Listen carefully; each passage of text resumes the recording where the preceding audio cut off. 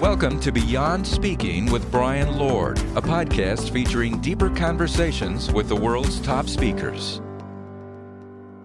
Hi, I'm Brian Lord. Welcome to the Beyond Speaking podcast. Our guest today is John Register. John is an All-American on the track. He is a Paralympic silver medalist, a decorated Army combat veteran, and highlight of highlights now on the Beyond Speaking podcast, which I'm really sure is the top of the mountain for you. Anyway, so John, thank you so much for joining us here. I know you're crazy busy, so I'm glad you're able to fit in some time and join us. No, I'm glad that you've invited me in, but I'm so excited to talk to your audience. Yeah. Well, so you have so many different things that you can talk about. It's kind of hard to start out. But I know with you, you've got this story of really like on your way to the Olympics. You've already been in the military and decorated there, and you are training for the Olympics, and you're running the hurdles. What happens? So on May 17th of 1994, I was preparing for my third Olympic trials. I'm on that trajectory of making the team. The great Edwin Moses said, you know what, you're on my same trajectory path. USA Track and Field News has pegged me to be the one to watch for the games that year. And I'm on my way to officer candidate school. I've been boarded before a board of directors, and I go across the third hurdle in a training session. I land awkwardly, I dislocate my left knee, I sever the artery behind the kneecap, and 7 days later, I become an amputee. Yeah, so most people are asking, what was going through your mind? I said, well, pain first, because really the pain that spoke first for the amputation. And I said, if I just get rid of this leg, I'll get rid of my pain. And what happened was after the amputation happened, and I wake up from the injury or from the amputation, I'm in more pain than I had realized. So I didn't realize about phantom pain, and all these things were just hitting me like gangbusters. And on my worst day, well, not the worst day, but one of the really bad days, as I was kind of going down a downward spiral, my wife, who, God bless her, I was struggling because I saw a lot of military service members come back from theater from the Gulf War, and their families just broke up because the trauma was too great for the family to bear. And I thought that she might leave. And that really shook me to my core. But it really wasn't about her. That was more about me. But she stopped me by saying, you know what, John, we're going to get through this together. It's just our new normal. And I really took those words and began to shift my mindset around how I could take all the things that led me up to this moment to infuse into my life to begin to, is there a different path I can go here? Knowing that it's going to get worse before it gets better, can I still go down this path? Can I elevate myself and therefore afterwards kind of elevate humanity around it? And I interned my service in the military. I started working for the military in the World Class Athlete Program, which I was a member of, helping other athletes achieve their dreams. And I swam for physical therapy. Got so fast in the water, somehow fluked up, messed up, and made the Paralympic swim team for athletes with disabilities. I had no idea that these games even existed. Saw athletes running and jumping on the track, wound up saying, I got to get one of those legs made for running. Yeah. Returned to track, and 4 years later, won the silver medal in the long jump in Sydney, Australia. Wow. And I think that tells us a lot about, when some type of trauma hits us in our life, what are the parallel paths that are already in existence for us right now that we've been blind to see. They've been in our blind spots, and they need to be uncovered. And if you're on the train tracks, right, sometimes you got to get off on the siding, pick up some more cars, and get back on the main rail again. Yeah. And that's I think how we begin that process of changing our mindset around things.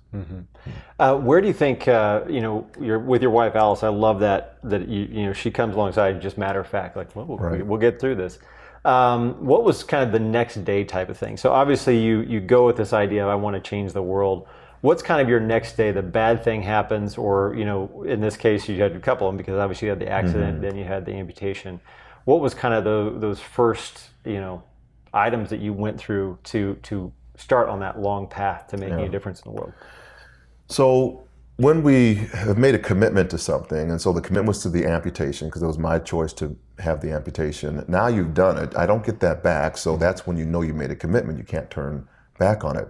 But that's really hard on the other side, because now you have old thoughts in your head, but you can't use those old thoughts to advance forward. And the first thing I did, I remember clearly, was not thinking about, I'm going to make the Paralympic team. I had no idea what that was. Yeah. It was to stand up on my good leg for 15 seconds and then sit back down. Okay, can I stand up for a minute and sit back down? How do I get out of the bed into a wheelchair and wheel myself to a prosthetic appointment?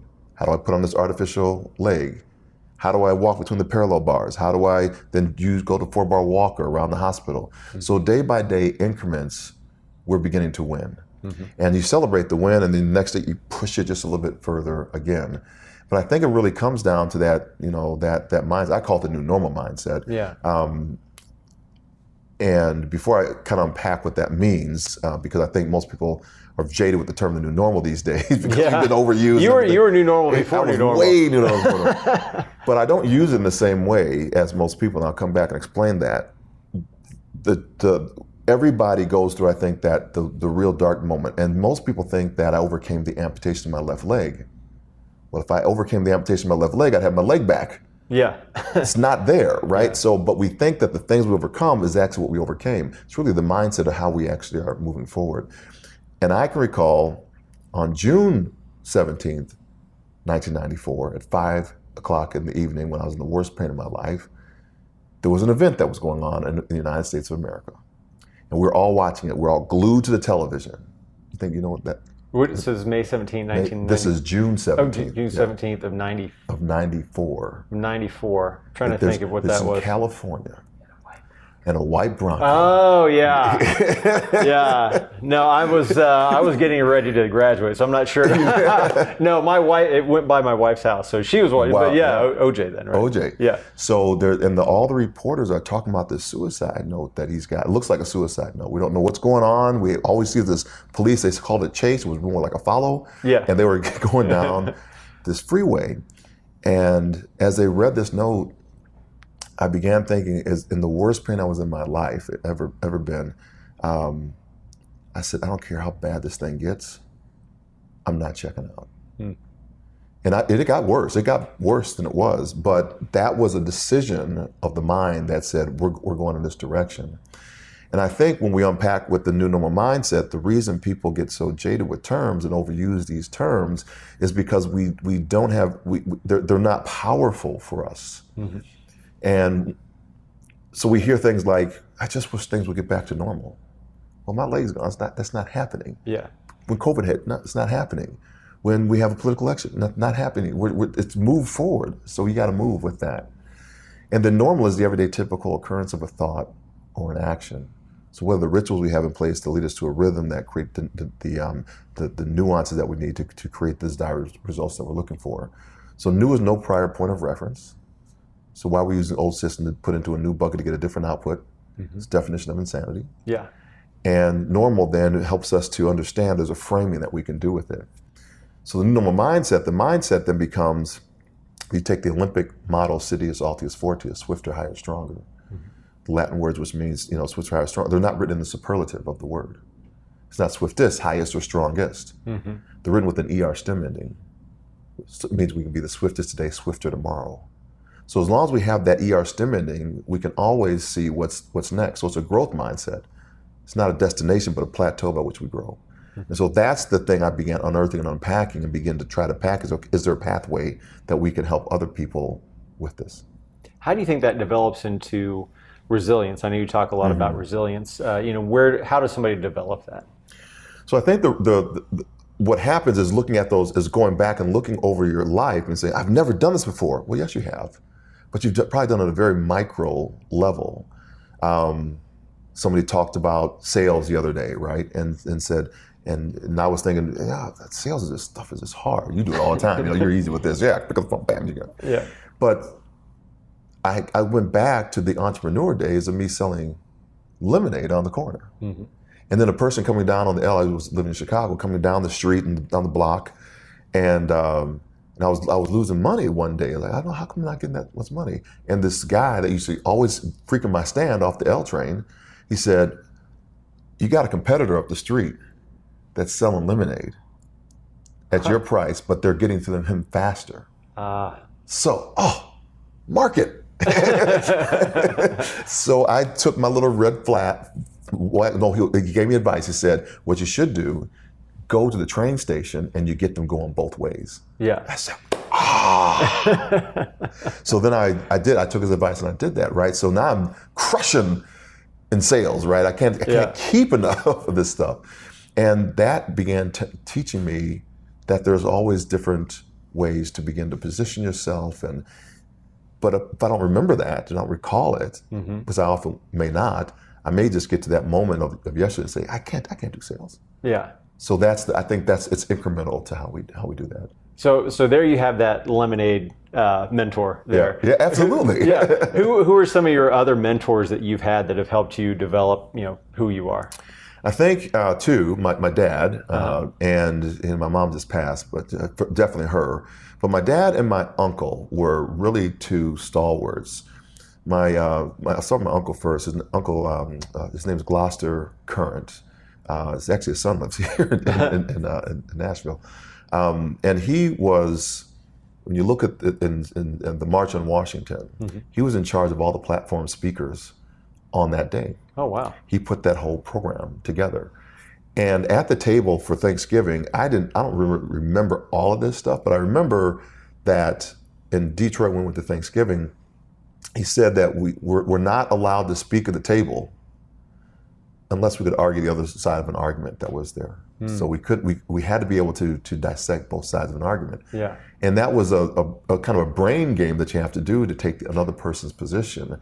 And without really realizing it, he was helping me open my aperture up for different opinions and different points of view and see if I could walk in somebody else's shoes when I'm, 7, 8 years old. Yeah. My dad was jailed in Hattiesburg, Mississippi for voters' rights, along with, he was clergy, he was a Presbyterian minister. And so, white, black, different colors, shades are going down fighting for voters' rights from our 13th, 14th, 15th Amendments and of our Constitution. And what I saw, I didn't understand the impact of it then. Of course, number one, I wasn't born. But two, when I did get it, I didn't understand because my brain just it wasn't back there. It wasn't I was in this moment up here. When I graduated from college, I was kind of rummaging through some of his desk stuff and I was kind of trying to find a pencil or pen. I saw an article of this event that had happened down in Mississippi. And then there was juxtaposed next to another kind of, not a plaque, but like a proclamation almost from the work. So he's jailed down there. He's jailed, separated, of course, because segregation is separated for a period of time, I think 9, 10 days or whatever. And the judge that put him in there has since now, I think, passed away. And replacing that judge became an African-American woman. And she had found his record and wanted to know if he wanted expunged for that. Wow. That's in the same house, same content. He said, no, don't take my record away. That proves I was in the fight. Yeah. Right? I'm like, dang, that is just like hardcore. Yeah. And so these people that align with their values and do what they say they're going to do are people I'm automatically drawn to with that. And so I have some great shoulders to stand on because of that. And so I will lead the hard conversations, but I'm not going to attack you. I do want to hear your side, and I want to see, have we done the work? Yeah. And story. I'm a speaker and tell you this. So it comes to the point, even when people say, thank you for your service. So I'm like, well, nowadays, I used to say, okay, yeah, fine. But what are you thanking me for? What are you really thanking me for? So, well, it's because you served in combat. It's because you have protected our freedoms and things. I said, yeah, but those are actually byproducts of why you should be thanking me for my service. Because when I swore the oath, it was to protect the United States Constitution against all enemies, foreign and domestic, and to bear true faith and allegiance to the same. When I got out of the military, no one ever unoathed me. Right? Sure. So now the next question I ask is, so when's the last time you read the Constitution? Do you know what Article 1, Article 2, Article 3, and Article 4 says? It said the most important article is Article number 5. And like, because they haven't even read it, right? So, so you got all this fighting going back and forth, left versus right and all this stuff, and you haven't even read the doggone document. Yeah. In the preamble. You can go to Schoolhouse Rock and go get that one, And this is what I mean by doing the work. Don't let somebody else tell you, go read it. Yeah. And the reason why Article 5, when you have the first article on the legislative branch, second article on the executive branch, third one on the judicial branch. Can't remember number 4, but number 5 says is that here's how you amend it. Here's how we're not going to get it all right, and can we stretch our democracy to embrace those that are different than us? Mm-hmm. Here's how you amend it. And I think that's the most critical piece. Are we there yet? Or are we still striving to form a more perfect union? Mm-hmm. So that's how I begin to help audiences, and I won't do the work for them. I begin to pull it from them to let them do their own work. Yeah, it almost sounds like you're just like with the Olympic, it's the ER. It's like how to get not perfecter, but right. Yeah, it's a good word. Trying to get there. So yeah, no, I love that, and I love the idea of always trying to see the other person's point of view. I was a political science major, and we had to do that. So you had to go. He would figure out what you were for, and you had to write your paper the other way. So so I love that. And I know you have a background in strategic communications too. Does that help you in that background as well? Yeah, it does. You can pull some theories or things like that, but I think what I found is that the practical, practical application of lived experience, you can't argue against that, right? Yeah. Because it's your experience, no matter where it's come from. So if you haven't lived my experience, then how do you know my experience? And if you say, well, I don't, I reject that, then you're not really seeing me fully of who I am. So I just took, for example, I have a lot of theories about things, but I don't know if they really work in real life or not, as far as like being executive or CEO. So I just took an interim CEO role for the Amputee Coalition. And now I'm seeing, does all that stuff I've been saying actually really work? Yeah. And I'm seeing what does and what may, I need to tweak that a little bit. Yeah. But the premise becomes, when I talk, at least bring back to the new normal mindset, is to build trust on that team and to change that mindset. Well, to change the mindset, you have to build the trust on the team. I'm not a trust speaker at all, get some other folks for that. But the issue has become when our truth outweighs the fear, we'll commit to a courageous life. We'll commit to courageous acts. And the challenge is, most of us, I won't say most, I won't kind of qualify that, but when we don't do this, it is because of probably 2 reasons. We have friends or associates or people that are close to us that believe for us what we can or cannot do, which is based upon what they believe they could or could not do if they were in your situation. And because we value them so much and we want to belong to that group, we will stay with that group even though we think we should go a different direction. Or we have society. What has society advocated to us, that how we must show up? And if society says this, and I go against that, will I be ostracized? Because Maslow's hierarchy of needs says we have food, shelter, clothing, food, shelter, and clothing, but underneath that is all belonging. We want to belong. We want to be a part of. And so it's very difficult for me to break away from that. Yeah. And the second one is, no matter how much my coach trained me in the hurdles, all the tools he gave me, he never ran a race for me. So it's my responsibility to attack that hurdle. There's no book on that. You got to do it. Yeah. You got all the books on these shelves right here. They can guide you, but you have to attack the hurdle, and that's scary. But I want to live in that work, because I know once you do it, you're going to explode on the other side. You're going to have the best decision that you have ever made. No matter which way you decide to go. Yeah. And I love just hearing how you've kind of developed that from you and Alice sitting there and saying, okay, we're in this terrible situation, 1 weekend, and we want to go and change the world, and have this big voice. And you ended up being on Secretary of State Condoleezza Rice's 8-person committee for amputees. Is it veteran amputees or is it Paralympic? But having that voice, what was that like, being on that, having that platform? It was fascinating. A lot of what do you call it? what's the complex, the imposter syndrome, right? Yeah, imposter. Yes. What the heck is the sports guy doing on this? Yeah, yeah. But it was a committee that actually Colin Powell started. Okay. And when he left as Secretary of State, then Condoleezza Rice comes in, and so she kept the work going, and it worked through Secretary Clinton, and then I think it disbanded. But then I went back under Pompeo to talk about leadership right before the pandemic, when all our ambassadors and charge d'affaires were freaking out because of COVID was hitting their shores hard. Yeah. And we're like, what's this COVID thing going on here? Yeah, yeah. So you're seeing it from that different lens.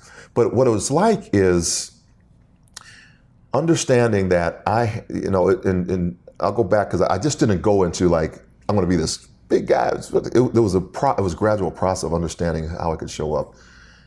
And I had to go back and underneath that and just say, oh, you're just here to serve. You're here to serve. And the community was the disability community, which I was learning about. I didn't know about this community, but I saw that if I had been a person with an amputated leg, probably the things I went through, Arkansas and all those things, it doesn't happen. Because people are more often excluded than invited into the conversation. So I wanted to really cause impact and change on that. I just didn't know how to do it. So when I was invited for this committee, I had no idea how my name got there or anything, but all of a sudden, you're in the room where it happens, the room where it happens, right? And it was fascinating to meet all these amazing leaders that were there and just sit and be quiet and just listen to what these years of experience had taught them. And I could glean that and take that in and bring it back into the United States Olympic Committee and Paralympic Committee to help build that Paralympic military sport program, which then turned into Warrior Games and then turns into Prince Harry's Invictus Games. And now the big coup de grace, if I can get it done, is to have an Iraqi that's blown up in America, and an American that's blown up in Iraqi being on the battlefield of sport in like a CISM competition. I got 6 countries together, not I personally, but I was on a committee to get 6 countries together in Germany, and that's the big kind of thing. If I can get that one done, I'll be wow. What's the goal for that? Like how many countries do you need, or what do you need to get it done? I would love those 2, but here's a challenge. The biggest challenge is most countries do not track their veteran population, so we don't know where they are. Yeah. And there are other groups out there, and they do these Kilimanjaro hikes and all this other stuff, and people will sign on to that, but most countries do not track their veteran population, so it's really hard to find them once they get out. Yeah. Okay. Well, last question here. When you have audiences, when you have people hear you, what's the thing or one of the things you hear the most from people about what they change after hearing your talk? There's several things that folks will change. Most of the time, in the moment, it's you've helped me think about this differently. Where I hear, because it's a processing talk, right? 'Cause people go out of the room and they're like, "Dang, man, and they start working things out, and I give them some tools and everything for that.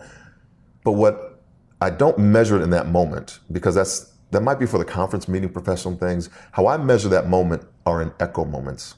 So ripples go out from us from a presentation, a conversation, any one of your speakers that you put out. But the echoes come back, and it might not be from that presentation. It could be somebody else sharing from a different aspect. I was just in another location, and a woman came up to me after the presentation, and she said, "I had to get to your presentation." So, okay, tell me a little about yourself. And she said, I was a ballerina, and I was doing a twirl or something, whatever. I broke both of my legs. And for the next 2 years, I was using a wheelchair to get around. And I thought life was just done. But I saw you swim. I'm like, you saw me swim? Well, I mean, I don't have any video of me swimming. Where'd you find this video of me swimming? And she said, but that video, when I saw that and I saw your words attached to it, I said, I'm going to start swimming. And then I got up and I started, the long story short, she went to college swimming. I don't know if she was on a scholarship or whatever, but she went to college swimming and changed her whole pathway. She saw a parallel path that I was able to see through Paralympics. And somehow because of that swim thing that I was doing in Paralympics, she saw it and it changed her life. She said, I just got to come up and say, you shifted my life. That's an echo moment that comes back to it. Had no contact with her previously. And I think that's how we should begin to measure, from the inspirational speaker side of the house, our successes. Absolutely. Well, John, thank you so much for joining us and sharing your stories here on the Beyond Speaking podcast. For those watching, listening, make sure to subscribe and comment. And John, once again, thank you so much for joining us. Thanks, we really appreciate it. Thank you, sir. Thank you. Thank you for joining us for the Beyond Speaking podcast. To learn more about today's guest, go to BeyondSpeak.com. Make sure to leave a review and subscribe wherever you listen.